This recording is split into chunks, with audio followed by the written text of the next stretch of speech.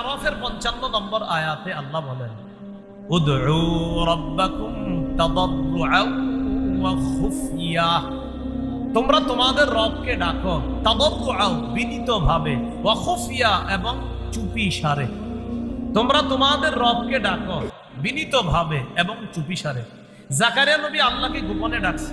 আল্লাহ এত পছন্দ করছে তার এই গোপন ডাক, পছন্দ করে জাকারিয়া নবীর এই কথাটা কোরআনের আয়াত নাজিল করে আল্লাহ আমাদেরকে জানায় দিচ্ছে। সূরা মারিয়ামের 3 নম্বর আয়াতে আল্লাহ বলেন, ইয নাদা রাব্বাহু নিদাআন খাফিয়া, যখন জাকারিয়া নবী আল্লাহকে ডাকলেন নিদাআন খাফিয়া, গোপনে ডাকলেন।